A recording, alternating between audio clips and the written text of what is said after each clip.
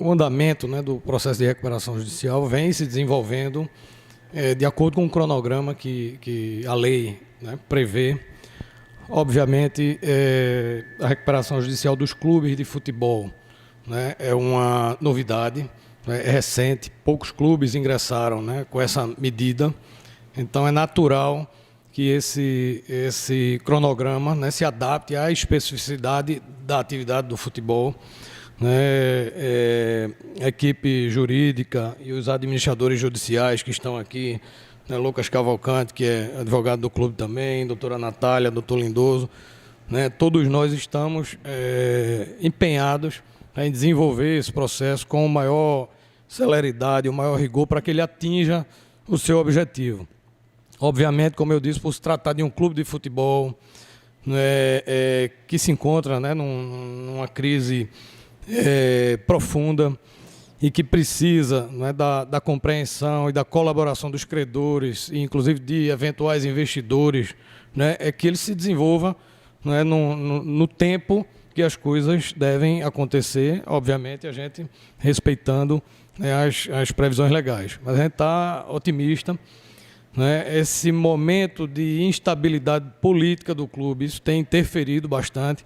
Eu faria a ressalva de que essa é a maior preocupação da gente no momento e que inclusive nos levou a requerer uma medida um pouco mais amarga, digamos assim, uma medida, né, mais drástica, mas extremamente necessária, porque a gente estava percebendo a interferência dessa instabilidade, dessa animosidade, né, de notícias diárias, né, contrárias ao próprio clube e partindo, né, de pessoas do próprio clube, né, isso estava interferindo de uma maneira muito, muito forte no desenvolvimento do processo e, sobretudo, nas conversas com o mercado, né, com os interessados em conhecer melhor, né, a situação do Santa Cruz e, eventualmente, formular uma proposta. Né, o que o clube mais precisa nesse momento, né, assim como em todo o processo de recuperação, é estabilidade e previsibilidade. Isso, né, fora de campo, na gestão, né, e na condução do processo. E dentro de campo nem se fala, né, porque esse tipo de instabilidade acaba contaminando, né, o ambiente, né, do futebol, e isso, sem dúvida nenhuma, interfere de forma negativa. Mas, como eu disse, o processo transcorre, né, dentro do seu cronograma e dentro do tempo, né, e do Poder Judiciário. Boa tarde a todos. Obrigado pela pergunta. Antes de responder, eu vou dar um passo atrás até, para falar um pouco do processo Santa Cruz. O Santa Cruz, ele escolheu esse caminho, que foi, primeiro, entrar com o processo de recuperação judicial, por entender que era necessário tratar de forma orgânica e de forma institucional esse problema, que era a dívida do clube, para que tratar dessa dívida fosse possível abrir espaço para conversar com credores, com os devedores, enfim, tratar com investidores principalmente.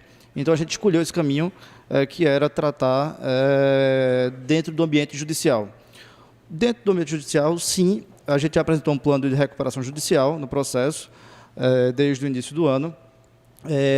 Como o Eduardo, amigo, comentou agora há pouco, já houve vários avanços no processo. Então tivemos aqui uma lista de credores, depois uma segunda lista de credores elaborada pelos colegas administradores judiciais. Apresentamos um plano de recuperação judicial, que não necessariamente explica seu plano final. Isso implica muito do que a gente vem conversando com os investidores. Como o Eduardo falou, é importante essa estabilização, essa união, para que a gente possa, dentro do processo judicial, ter a tranquilidade de negociar com os credores, juntamente com eventuais investidores que têm interesse no clube, para que a gente consiga não colocar apenas um plano fictício, mas um plano que a gente consiga cumprir, honrar e virar essa página do Santa Cruz. Então, de forma objetiva, a gente já apresentou um plano que pode ser modulado, especialmente com as negociações que a gente tem feito junto com alguns investidores. Bom, só corrigindo também, né,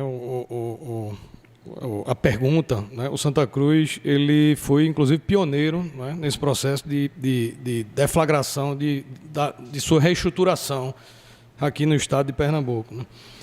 Obviamente que, em virtude, né, da crise, a gente teve que tomar essas medidas, como o doutor Lucas falou, né? E, como eu disse anteriormente, a gente seguiu à risca o cronograma legal e nós já apresentamos, inclusive bem antes dos demais clubes, o plano de recuperação judicial do Santa Cruz, que nada mais é do que uma proposta, né, de pagamento aos credores, né, e de previsão dos meios de reestruturação que o clube pretende adotar para superar a sua crise.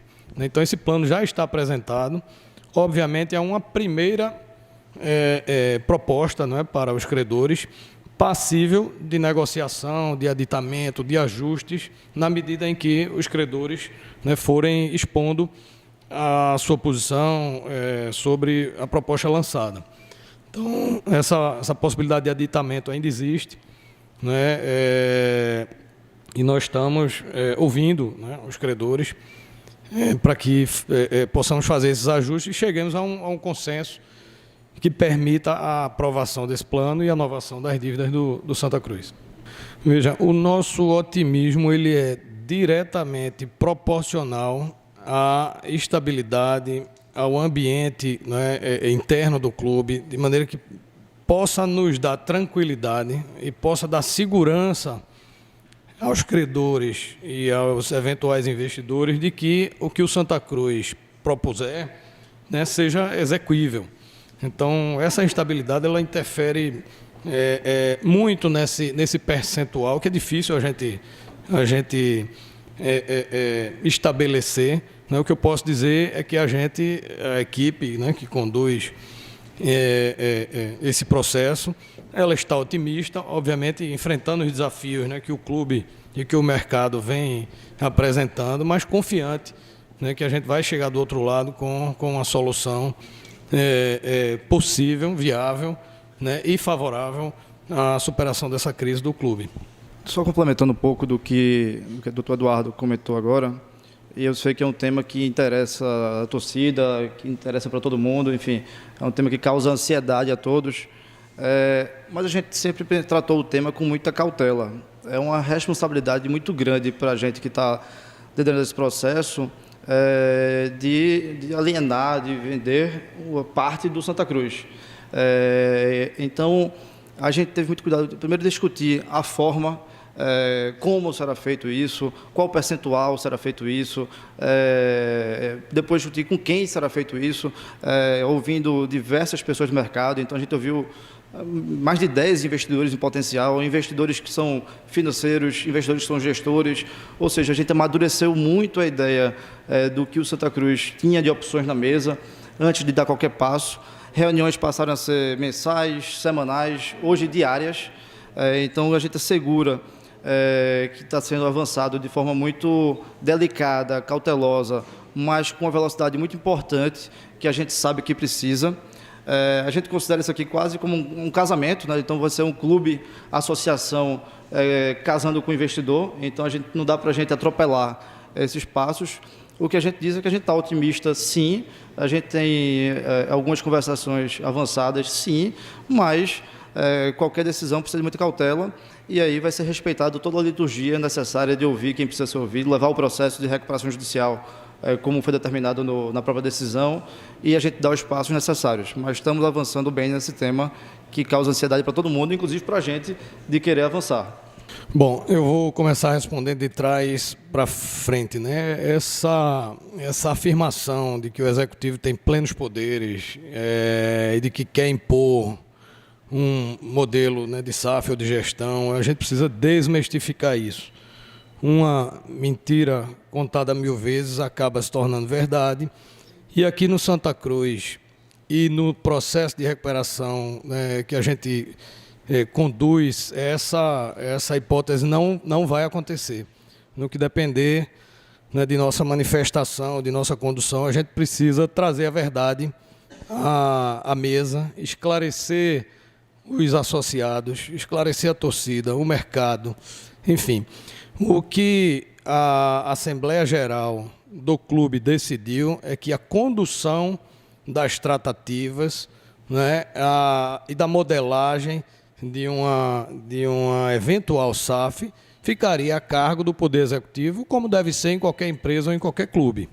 E é isso que tem sido feito e o presidente tem tratado com muita cautela, num primeiro momento, inclusive olhando os poucos exemplos que tinha no Brasil, de maneira que a ideia foi amadurecendo e hoje é uma convicção de que o clube precisa seguir nesse caminho, né? Então, só que nós estamos diante, ou no âmbito, de um processo de recuperação judicial, onde existem interesses de outros players, né, além dos associados. Então, nós temos um universo de credores, de funcionários, né, o próprio Poder Judiciário, sob a fiscalização dos administradores judiciais, do juiz. Então, essa modelagem, essa proposta, né, de um eventual SAF, quando amadurecida, né, e quando o clube entender, né, juntamente com um eventual investidor que está no momento de revelar, ela vai ser revelada não só ao clube, ao conselho,